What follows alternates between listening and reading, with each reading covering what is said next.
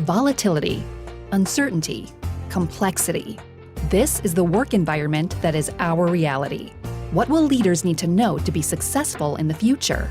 Who will they need to be to build team member commitment? How will they need to show up to create a motivating environment for their people? Welcome to the Sal Silvester on the Future of Leadership podcast, a dialogue about how leaders will need to adapt to be successful in a rapidly changing world. And now, please join your host and executive producer, Sal Silvester, to engage in the conversation about the future of leadership and how to transform people into confident leaders.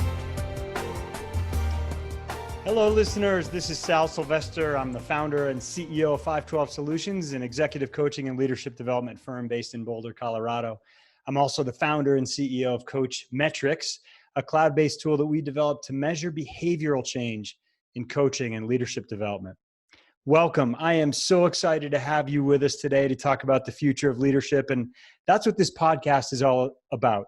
As our society changes and our world changes, what does that mean for leaders? As the complexity of our businesses and organizations increase, who will leaders need to be and how will they have to show up to be successful? So that's where my curiosity lies as an executive coach and leadership development facilitator.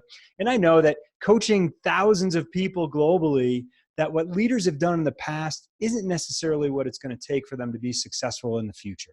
So I'm excited to be in a place of inquiry with you, my listeners and my guests, to explore what the future of leadership looks like. I am honored and excited to share this interview with you today with Eric Roza. He is an amazing, amazing leader, and you're going to be blown away by this conversation. Eric is the former CEO of Datalogix. He led the organization through an acquisition by Oracle for over $1 billion. And in the past 4 years, he's been the general manager of the Oracle Data Cloud, where he saw multi-billion-dollar acquisitions throughout his 4 years. He's a graduate of Stanford University. And if none of that is enough, he's also the founder of CrossFit Sanitas in Boulder, Colorado. It's a fitness facility that has consistently been ranked as a top 5 CrossFit gym in the US and repeatedly named a CrossFit and best gym in Boulder, Colorado, which if you know anything about Boulder, it's one of the fittest towns in the country, if not the world.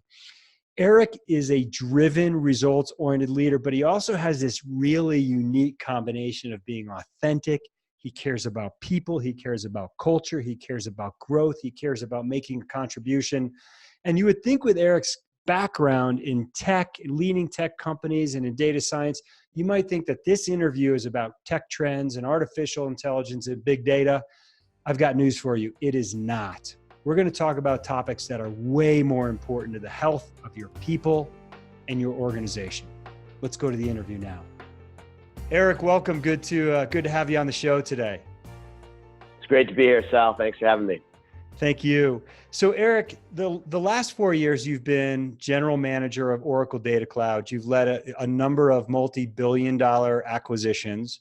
Prior to that, you were CEO of Datalogix, where you ultimately led that organization to an acquisition with Oracle. Love to hear about some of the important trends that you're noticing in the workplace, in our work environment, maybe even in society in general. I think the first one that jumps out, and I think it's probably even become cliche, but it's so central to everything, is kind of the acceleration in the pace of change. And so I've been thinking about one thing recently, and I don't know that we acted on this, but I certainly will be acting on it going forward, which is this notion that we have these constructs of a year that were set, however many, gazillion years ago as we started to break up time as humanity did, right? So a year is not something that, in my view, is necessarily like ordained from above, right? It's just a convenient way to track time. And it's the way that we think about budgeting. And obviously for public companies, then you have the quarter becomes kind of paramount as well. And I don't know, I'm not so convinced that these constructs, that these time domains are as relevant and useful as maybe they were at one point. And so I'll just give you one very concrete example. I mean, I think any public company CEO that you talk to will tell you that managing to the quarter may have some benefits from a discipline standpoint, but it certainly has a lot of downsides because of the short-term thinking and so on that Right. it ensues. I think on the annual basis, where I see a big impact is the notion of budgeting, and we'll talk more about kind of goals and what's your objective function as a company and a leader, but we tend to set that in annual increments as probably the most important dimension, because it governs budgets, which govern bonuses for people, which incent behavior and so on. Mm-hmm. And I'm thinking more and more about the fact that I think a year may be just too long a period given the current pace of change. And no one has really questioned that I've ever talked to. So I want to start by questioning that one. I've always budgeted on an annual basis, and I think a board would say you're being lazy, sloppy, trying to game it if you rebudget within the course of a year. But what if we broke that open? And I don't have a solve on this yet, but I think this is a fundamental construct that needs to be challenged right now. And I can tell you that the number of CEOs that I mentor and boards I serve on, I'm going to be provoking with this question and saying, like, I'm not sure.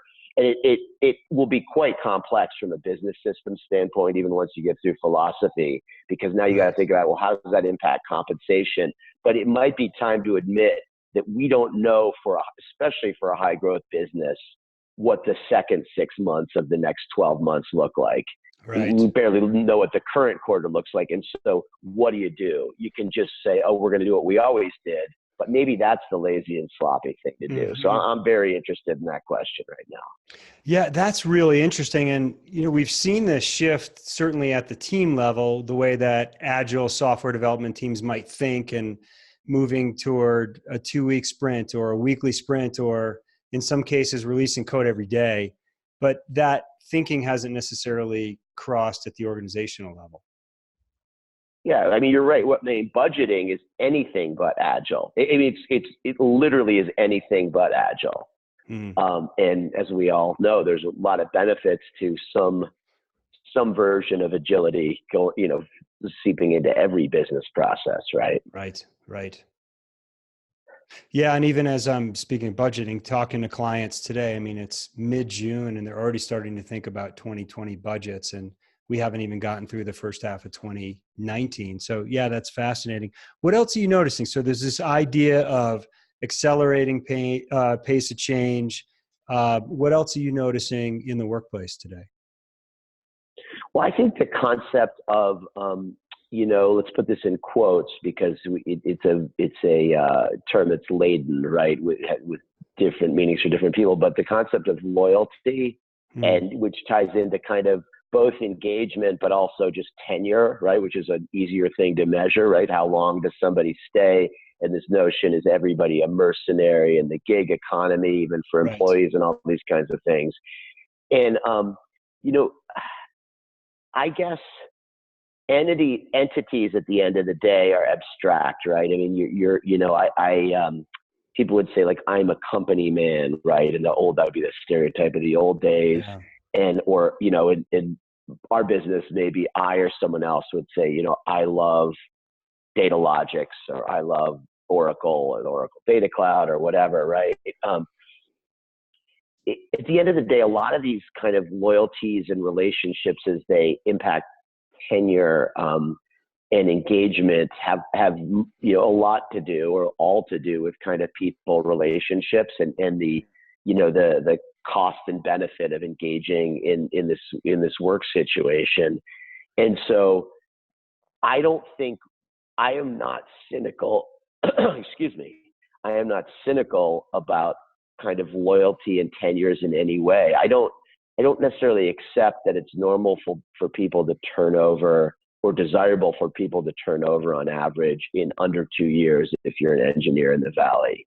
I actually don't. There are a certain number of startup costs in any situation, right? It takes a while to learn business systems and process and context and how to get things done and where the restroom is and all these other things, and to have impact. And so you want to amortize, at a minimum, I think one would say 90 days for any role to be fully productive. And we know in the case of salespeople, it often is up to a year in enterprise sales. And so it really seems like a huge deadweight loss for everybody to not amortize that first 3 to 12 months of reduced productivity across a much longer time period, because obviously it's not just the reduced productivity for that person, but it's all the other people who have to invest in the relationship and all that, and then all the damage that's done when they leave, and the grieving process and all these other things, and new people figuring out where the restroom is.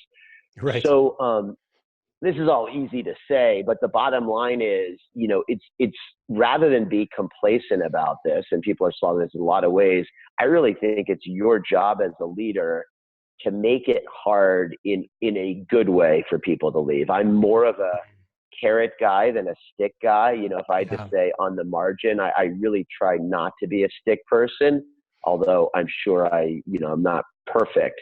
But, so I would err on the side of being as carroty as possible in saying, like, why the hell would I leave this place? Why the hell would I want to leave this place? I love the people I work with. I'm involved in engaging work. There's a minimum amount of bureaucracy and kind of noise that's things that are kind of dead weight loss. I'll take some examples from Datalogix, because I think we authentically live these and tried as much as possible to maintain them at Oracle, maybe not in all cases, but I have great ways to keep upping my game, and the business is investing wants me to keep learning and increasing my market value.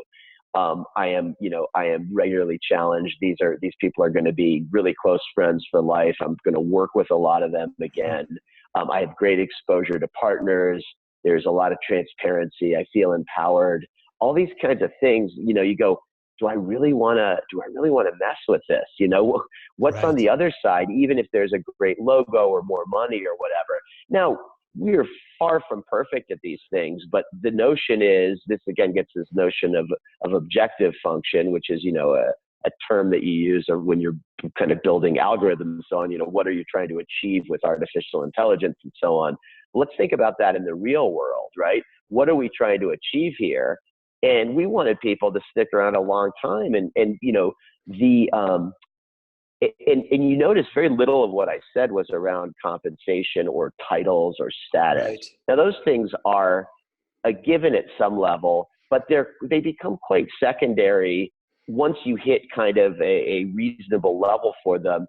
Once someone starts thinking about a job as their lifestyle, how they spend their waking hours. As long as you're stuck in this mode that I'm working for the weekend and I got to put my kids through school and I can't wait to get home and blah blah, then you're back to the basics on kind of Maslow's hierarchy. But we have this huge benefit that our job is not to build the pyramids and lug the stone and all that, right? Our job is as knowledge workers or even as craftspeople is really to build something beautiful of value that is a reward in itself. And if we can do that in an environment that's really fulfilling, it would seem kind of crazy to mess with that thing. And what we saw with this amazing statistic that we at Datalogix, of the top 50 most senior leaders, I think we retained more than 95% of them over a 4-year period prior to our sale. Now, once we sold the business, retention became more challenging. We still have done an unbelievable job of retention, but you have different levers and so on. But I think that's very unusual for a startup, and I'm not pounding my chest because I don't say we were so great that we did this. What I say is we were really conscious about that being a goal. Like it was obviously acceptable, and we believe that people have life cycles and they choose to leave or we choose to part ways with them, and we wish each other the best and can still recognize contribution. So it's not that you don't do that, but this notion that you've got to accept kind of sub 2 years as the norm is, I think, really destructive to not just shareholder value, but the value that clients get and the value that colleagues get. Yeah. Yeah. It's an incredible, I had the chance to experience the culture at Datalogix as one of the service providers there, working with many of your leaders. what is it that leaders have to do to create that culture, that, let's call it the 95% culture, the culture that really retains those top performers? What specifically do leaders have to do to create that environment that you mentioned, where people do see each other as friends, where it's carity, where it's a place that people want to stick around? I think the first thing is authenticity. And, some of these words are just, they sound so buzzwordy and Dilberty and all that. But so let me just give some underpinnings. The first step in authenticity is really knowing who you are. So not what's your persona, what are you trying to project, what do you wish you were, what do other people expect you to be, but like what resonates as true to you. And I just think as a leader, that's the one table stakes thing.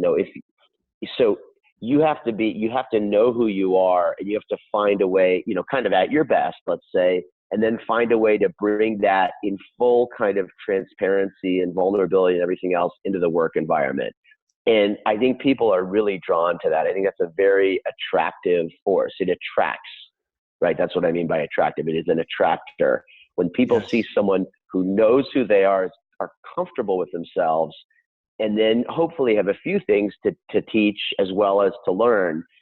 So for me, I can talk about my personal journey rather than the abstract, getting, I think, more and more comfortable with my own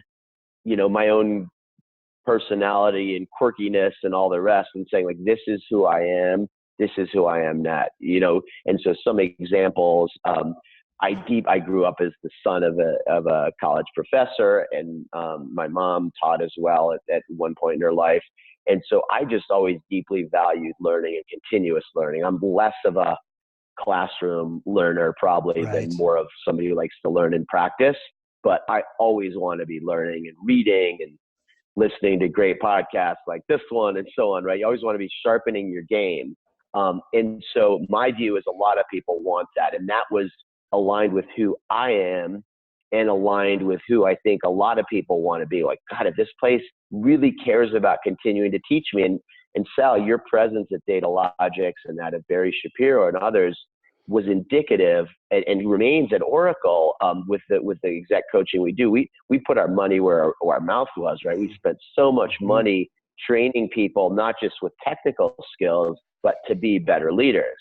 So people saw that authentically we were walking it. They saw me get better, albeit from a, admittedly very low base, but they saw me get better over the course of 12 and a half years and said, this guy talked about something he did wrong. So he's admitted that he's, not infallible, and he's willing to take the rap on something that went wrong. And he doesn't beat himself up for it, but he tries to get better, and he talks about it then.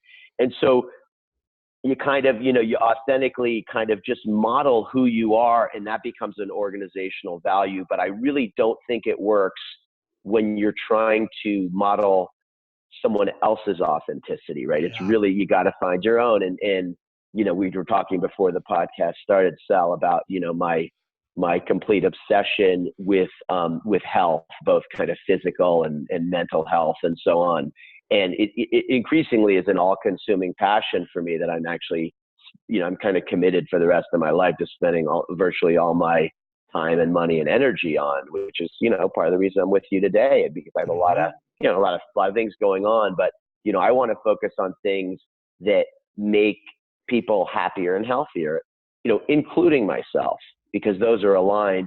And so, I think the notion of making health and fitness a complete and non-negotiable priority for everyone in the workplace as they define it, right? It is accessible. It is encouraged, right? It's not, I read this, I'm an investor in Thrive Global, which is Arianna Huffington's company, which is all about kind of de-stressing the workplace.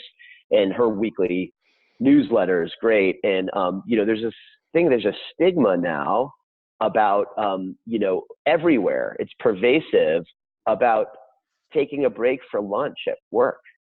Right. Somehow that's like something junior people do. Right. And I except when I'm traveling, I noticed that I seldom was very good at taking lunch other than slamming it down at my desk, which I know is not good for me personally in every way, right? I don't eat as well. I eat too fast. I'm not focused. But you're also missing out on a chance to have these great healthy connections with people that happen over food. It's a study, going for a walk with someone, eating with somebody. Those are two of my favorite things to do, working out with somebody. I love that stuff. And so making that a norm rather than an exception is so important. And so critical. So that's another big one for me. And again, it's got to be authentically modeled by the leader. If you're not healthy, right? If you're not taking care of yourself, if you're stressed all the time, if you're not eating well, if you're not keeping yourself physically fit, if you are, if you're not, if you're suffering from anxiety, depression, et cetera, and not working on it, right? Actively. Because we all have moments. These are all spectrum disorders. Where I believe everyone's got anxiety and depression. Everybody else to some degree, and I probably have more than others in some cases, right? But I've learned to kind of work on that and just own it. And so I think all that kind of stuff, if you can just deal with your junk and deal with it in a public way that's not self-flagellating, but is in a way that inspires others. And so the one way I think about it as a leader, your job is to keep yourself healthy. Yes. And again, I'm talking physically and mentally. This is not an option. This is not something you do later. This is not something that's going to get easier to do when you turn 35 or 40 or 45 or 50 or 55 or 60. It's something that's going to be at some level harder every day that you postpone it. As you get older. And so your job right now, right, is to keep yourself healthy. I believe things like time and money are somewhat fixed pies at any given time. I mean, you got to figure out how to grow them, but you have to think about how much time can I allocate on my schedule today. And even that can be challenged, by the way, whether that's actually true, but that's an easier thing to say. My calendar is so much time, but I've seen in myself and in others, energy is absolutely a renewable resource that is not subject to that fixed pie thinking, right? You've got to figure out how to feed it and renew it. And that's, people are, a lot of times I get comments from people like, holy crap, where do you get your passion and energy from and all that? And it's because I work really hard on refilling the coffers. I'm not going to skip a workout because I'm too busy at work. I'm just not going to do it. I'm not going to eat like crap unless I choose to eat like crap for fun or whatever, which I will do also, you know what I mean? But I'm not going to eat like crap as an indulgence because I'm too busy to think about how to eat well. So I'm going to down 5 sodas and 6 candy bars tonight. Like, I'm not going to do that. And I'm not judging people, by the way, if you do that. I want this to come out, right? This isn't about a judgment kind of thing. What I am saying is, as a leader, if you want to be a great leader, and at our best, what leaders want to do is inspire others, right? And help them become better people and more actualized. That's the highest level of leadership, even more than achieving the goal, because that becomes an outcome of that. You've got to model it yourself. And every time that you do things that, where you're not treating yourself with some care and all that, you are giving permission to others to do that as well. Yeah. Oh, Eric, there's so much that we could unpack in those couple of statements.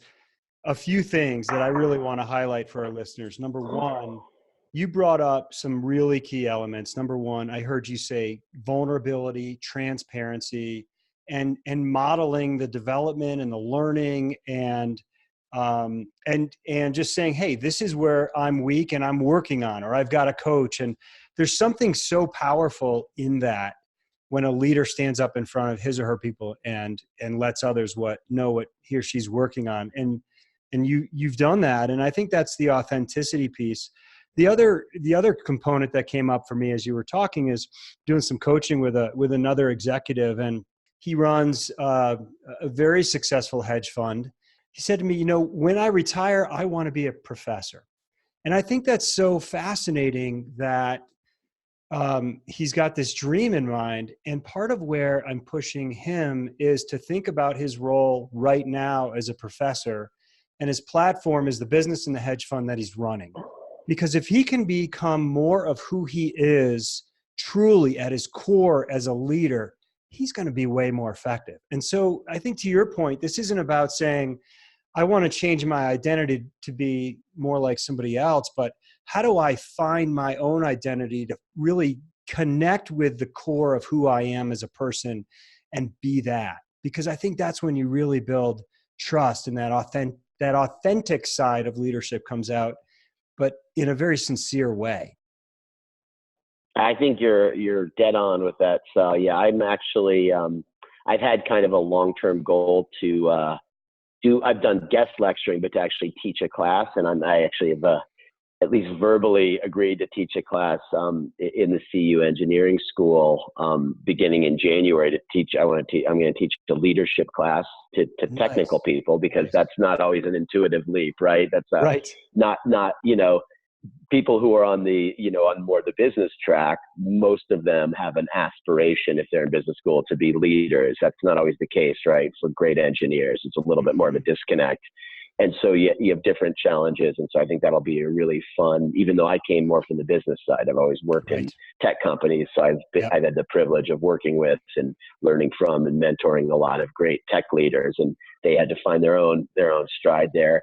And I think you're absolutely right, is kind of, I had certain aspects of wanting to be a leader, I think from a pretty early age, being whatever you want to call it, a type A, and wanting to control situations, but not really having the, I don't know that I had any innate, or too many innate skills, or frankly, role models, because neither of my parents ever managed people. And so I didn't have a lot of that around me. So, and I don't know that it was completely native. They never wanted to, it wasn't what they did, kind of.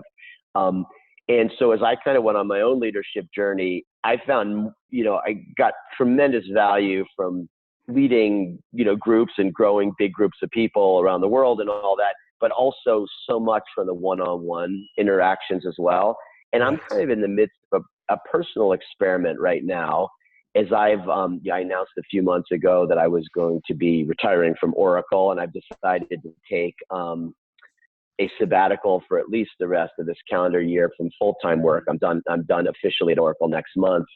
And so I'm adding a few, thank you. Yeah. And I'm adding a few boards right now. And I'm about to become chairman of a great business that will soon be announced, a great local business in Boulder that is kind of joins my passions around kind of software and tech and fitness, which I'm really excited about. And I've been mentoring more and more, CEOs who either that I've invested in personally, or maybe folks I haven't been invested in personally, but I just really enjoy their company and they enjoy mine. And we can learn from each other. And those relationships have been so rewarding, and dimensionalizing that in a different way. And my big question is, can I get my leadership fix without being a full-time CEO? Yeah. And that was something that I actually ruled out. I was frankly afraid of doing even a year ago. It just was my view was I was going to be a full-time CEO nonstop, moving from one to another. I've been at Oracle, or Datalogix and Oracle, for now 12 and a half years, right? And 4 years for the gig before that. And would just keep doing that, maybe into my 80s even. That was kind of my thought. And my current view is, can I have greater impact on these notions of health and happiness, both for myself and for others? Can I have greater impact?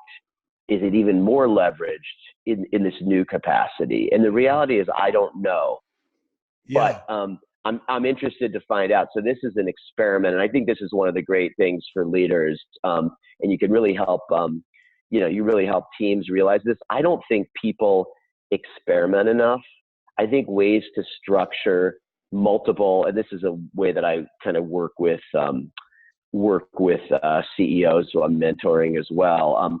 I really encourage people to do a series of low-cost experiments for their business and for themselves, and just their own operating models. And you don't need them all to hit. You don't want them all to hit. Right? You want to try new things, keep learning, and go, wow, this one worked. I'm going to keep this. I'm going to shuffle this one around. This one's dead. I'm going to move on to this one. And it just keeps life really interesting. But you also are able to you're basically training yourself. You're keeping yourself sharp, even with, and maybe even more so with the ones that don't end up working out. And so I'm a huge fan of that as well. And again, I'm I'm kind of walking my talk there, because this phase of my life is one that historically has been quite uncomfortable for me when I'm kind of, quote unquote, between full-time jobs. Right. I've done it a few times in the past, and I thought I was going to really enjoy it. And I ended up in several cases being pretty miserable after a few months and literally freaking out and driving myself crazy. And so far, quite the opposite has happened, right? So many new vistas have opened up, and I've been about as happy as I've ever been in my life. And I think highly impactful, but in with a less of this structure of going into the office and, doing my weekly leadership calls and all this. So there's an ego you lose, and there's a little bit of an ego and persona loss that you have, which I think is probably good for you too, where you go, I'm not a CEO anymore. What am I? Right. I'm a former CEO. That doesn't quite have the same ring to it, Yeah, I don't know. right. But so I think that's a big one, though, is you just keep experimenting, do these low cost experiments on yourself, on your org, help others structure them, and you just keep getting a bit better. Yeah. Well, part of what I'm hearing from you, Eric, is, you keep coming back to this idea of helping people find that health and that happiness. And part of what I'm hearing is that there's a bigger purpose here for you. It's not just about cranking out a product or the software, but it's really about the people and making a bigger contribution. And it'll be interesting to see how your experiment goes, to see if you're actually able to make a bigger contribution being in this, what might feel like a non-traditional role for you. Yeah. And there's, I think there's two components, Sal. One is making a bigger contribution, and the other one is getting kind of the meaning and learning that I'm looking for in life to keep me, because it's possible that you could objectively say, wow, I'm really able to, have a big impact because I'm working now, let's just say with, there are probably north of 10 now CEOs that I mentor, probably maybe even 20, on an intermittent basis, not necessarily every week, but say every month or so. Right. And a number of them I'm invested in, and a number of them are just people who I've become friends, and we built this great relationship and so on. But having that impact doesn't necessarily mean that you personally are finding the meaning and growth that you're looking for, right? So I kind of acknowledge that there are two vectors here, right? One is having the impact, and the other one is making sure that I'm still growing as a person. And this gets into another thing that's really important to me, and I have to figure out how it works for me personally in this new environment. I've always been drawn, and this is, kind of the startup ethos, but I've always been very much drawn towards the model of leadership that I'll call player coach, much more so than the alternative, which I think I call, it might be a little bit pejorative, but more the administrator type, right? I mean, I want people, and I want to be myself on the field who can go deep in at least one or two disciplines, who are willing to hang it out there with the late night or the client pitch where you may get rejected or whatever else the case may be, right? Versus just managing through others, which has a lot of value. But I think you really got to keep your kind of saw sharpened by being that player coach and still being on the field. And so the question about what does it mean to be on the field when you're spending your time as a board member, an investor, an advisor, and mentor, unclear to me what exactly that means. But I know I need that. I know I need that, not just the impact, but the meaning and the continued feeling of growth. If I think the minute you are, on the pedestal preaching to others as your full-time thing about how you've got it all figured out, I think you're already dead. Yeah. I think it's over. That doesn't hold anything for me if it's not accompanied with like, here, it's more like, here's what I'm learning, not here's what I learned. As the minute you get to the past tense, it's just not interesting to me anymore. And I really think that's a path to not being healthy anymore. I think that's when you're starting to admit you're kind of an old wise man or whatever at best, right? Right.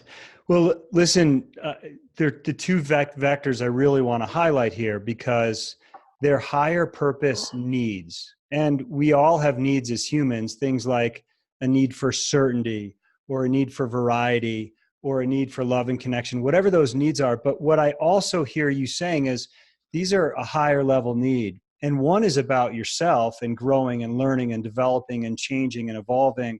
And then the other vector that you mentioned is about helping and contributing to people. And if we're moving both of those forward, boy, anything becomes possible.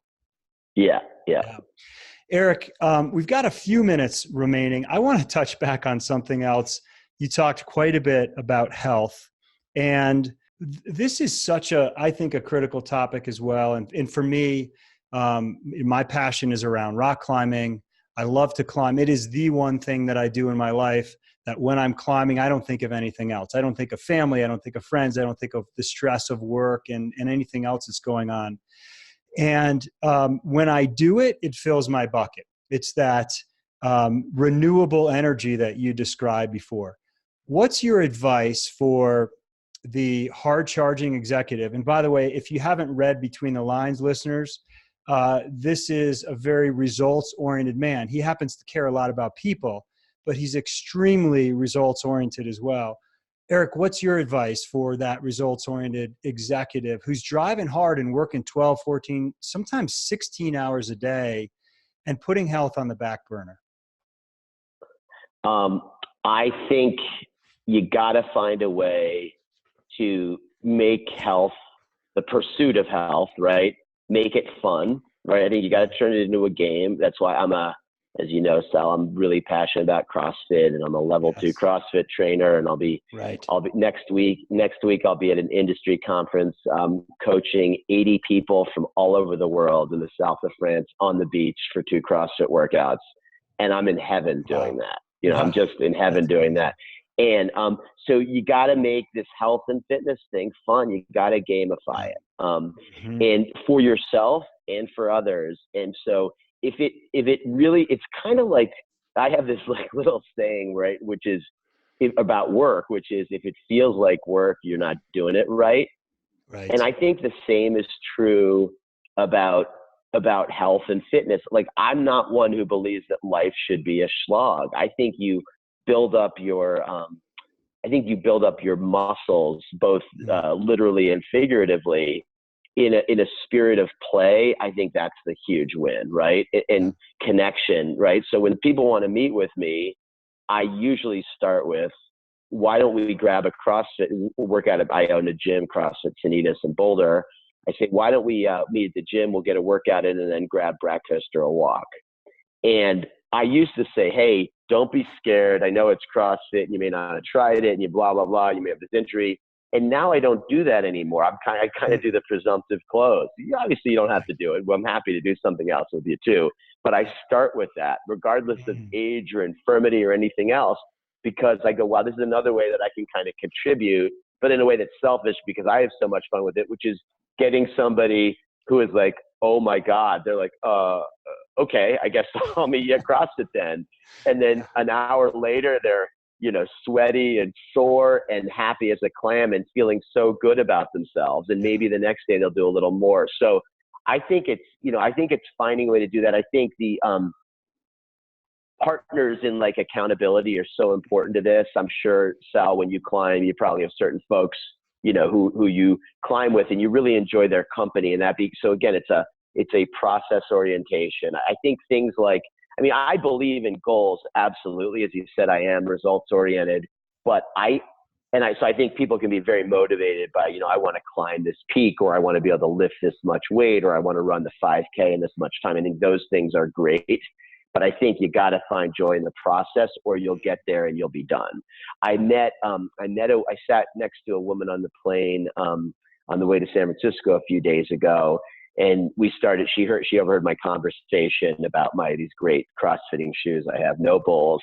And she said, oh my God, I love those shoes. And we were talking about it, and she had started to work out because she's getting married and had, lost a bunch of fat and gained a bunch of muscle. And it was so cool because she was talking about, she gained 12 pounds of muscle. That was her focus, not I lost X amount of pounds, but I gained 12 pounds of muscle. Right. And I had to alter my wedding dress, and I feel so good about myself.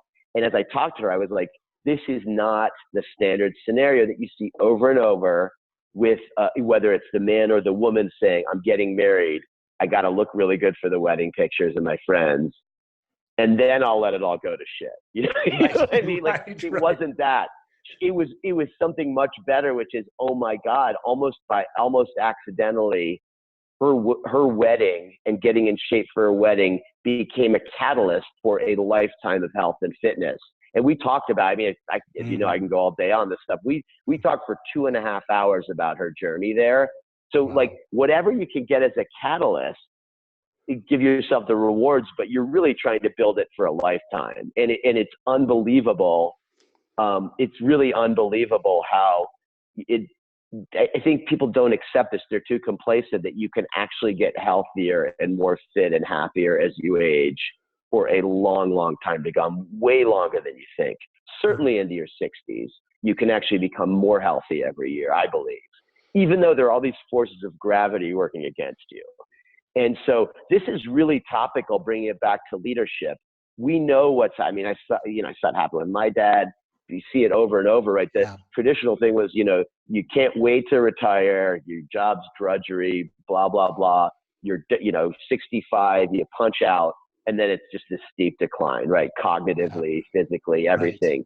Right. And we're so fortunate that we know better now and can live a very different way and can actually make things better and better. So again, I'm doing kind of an early experiment in this right now to a limited degree. That's why it's a kind of a low cost experiment, which is what I like. And worst case, you'll find me back in the CEO chair in 6 or 9 months or something. And maybe that'll be a best case. Maybe it'll be great. But there's an alternative path, which is, hey, maybe I don't need to do that right now or ever again. Like, who knows? Yeah. Well, I just turned 50 myself, and I have 3 young kids. I have a 6-year-old and a 3-year-old. So that'll keep you young too. That's a great way to stay young. But I also, like, when I'm 70 and my kids are only 20, I want to be healthy. I want to be active. I want to be around for them in 20 years. And so I have to be aware of that now. And part of what I think the mindset shift for many executives is, how can I be successful at work and then also be successful in these other areas of my life? What if it was a yes and instead of, I'll do this now and then I'll do that piece later? To find both fulfillment and financial success. What if it was both of those things? And you can have both. I really believe it. I don't think this is naive. I don't think it's utopian. And I also don't think someone could take a cynical view and say, oh, easy for you to say now, right? You've been lucky. You've worked, hopefully worked pretty hard or in some of it, but certainly been, insanely lucky. And, I'm 30 years into my career now, and, it's easy for you to sit there and say you can have both. The reality is I got to grind away 80 hours a week at this job I hate. And because I've got to pay back my college expenses, and I didn't have the benefit of my parents paying for college, and, just go through and I believe all those are realities, but I don't think, I think that's a very limited view. And I think if you'll find that if you can crack open that view a little bit, you can actually have both. And the key is, to me, this is for me, it may not work for everybody, but I think it's the highest aspiration here, I think, is work-life integration instead of work-life balance. I think we did ourselves a huge disservice by this term of work-life balance coming into the vernacular. I completely reject it. I just completely reject it as the right answer. I think it can work for people, but I think it is a sub-optimized goal. The best thing to do, again, is when your work doesn't feel like work, when the lines are blurred. This does not mean I'm a workaholic. It's quite the opposite. It means I want to spend as much of my life as possible not feeling like I'm working. So what does it feel like to not work? It feels like you're playing. It feels like you're floating across the floor. And I've had the benefit of having days and weeks and maybe even months go by that way, where it's not that I'm not present, I'm highly present, but I'm dancing through life, right? And then I also have known the alternative, including at a number of points over the last year, both personally and professionally, where it was hard to get out of bed in the morning. And, and the seconds are ticking by, and so which one do you want to choose? And how are you going to empower yourself to make that change? And more importantly, model it for others, model it for your kids. Because Sal, I think you and I could both agree, because we both have very young kids. There's nothing better than figuring out how to model to the kids that this is what life is. This is when work doesn't feel like work. Yes, you work your ass off, but it doesn't even feel that way. You know what it feels like? It feels like you're cheating, because it shouldn't be that easy, but it can be. Not always. And you got to be willing, you got to be able to dig in on the days when it doesn't feel that way. And I'm a bit, I don't know that we're going to have time to get into it today, but I have a whole diatribe on what I call acute stressors and the value of acute stressors, which is very much when it doesn't feel that way. But I think that's what we should aspire to, and we should not let ourselves off the hook. In some ways, I really believe in delayed gratification, and certainly, people would think that I do because they see how disciplined I can be around working out and work and so on. But in other ways, I don't believe in it. Like from a career standpoint, I think you can actually kind of live the dream even early in your career and shift your mindset, but also shift what you actually do. I want to tell you, okay, that's time to tell you about one thing we did at work really recently. Great. And I'm so excited about it. And I got this incredible note yesterday in the mail, along with this great book from the guy who put this together for us. So we've been really focused kind of, health, fitness first, right? Not just an afterthought at Datalogix and the data cloud, right? Forever. It's been, we're 12 years into this journey now. And we've really tried to be a beacon for others, right? So other companies have adopted stuff that we have and those kinds of things. And as we got part of Oracle, and also as we opened new offices, we had two new challenges, right? One was I couldn't, by fiat as the benevolent dictator, I couldn't say, we're going to do this crazy thing. We're going to build a CrossFit gym in one of our conference rooms, which we actually were able to, at Oracle to build 2 CrossFit gyms on the campus. But I kind of forced that one to happen by saying I wouldn't move into the corporate facility until those were done. But what about all the other people? So we, right today, we probably have about plus or minus 500 people in Colorado and 1,000 in other locations all around the world, 4 continents, et cetera. And so if you're in Colorado, you have a fundamentally different experience in many ways. But one of them is you have this incredible gym and training available to you for free that people spend $200 a month on, right, and have to drive to. And now it's in the office every day and it's world class. And so what can we do and other great stuff too, but that's one example. What can we do elsewhere? So this great guy, one of my colleagues, Emery Neely, who's based in New York, reached out to me, and I didn't know him. And this was awesome, right? He was in a group in New York, and he said, hey, I've been so inspired by the focus on health and fitness, and I'd love to help bring that more tangibly to other parts of the Oracle Data Cloud. And, what do you think we could do? And so I said, I've got an idea. And I gave him the idea, and he then completely ran with it. And the idea was this: once a quarter, or maybe it's 3 times a year in our CrossFit gym, we do what's called a clean challenge, where people sign up and they spend 30 days and they basically join teams and they get points for doing things to make themselves healthier. And we started with, working out and eating in certain ways. And over time, because we're this enlightened Boulder gym, we said, you've got to meditate every day if you want the full points, and the various other things. And so Emery and I chatted about it and brainstormed, and he really ran with this thing. And we said, look, we don't want this to be for the athletes per se in the Oracle Data Cloud. We want it to be available to everybody, accessible to everybody, not just available, accessible. So we did some real innovations here, and we said this is going to be less about like hardcore workouts. Yes, you'll get a point for working out at least 30 minutes every day, but we're going to make it so you have to take a walking meeting to get your points. Once during the month, you've got to have a 24-hour fast from any electronics at all. You got to get 7 or 8 hours of sleep every night. You got to ask somebody out to lunch that you have not had lunch with before. You've got to read a book, a physical book about something that's not work related. When was the last time you did that? Right. So it was unbelievable. And we got over 100 people signed up, including from our India office, by the way, the first time we did it. It was awesome. And so we just did it again a second time. And when I say we, I don't want to take much credit for this. I've sponsored it and kind of got the ball rolling, but Emery really nailed this. I told him, I said, guys, this time I want over 200 people to sign up. And signups were a little low the second time and blah, blah. And then we ended up with over 200 people. And the second time, we actually got some other parts, a few dribs and drabs from other parts of Oracle signed up, some tenants on the Oracle campus in Boulder, and then even a few partners and clients got involved. And so we were like, we got to go even further this next time. So we're now talking about rolling it out to other big parts of Oracle.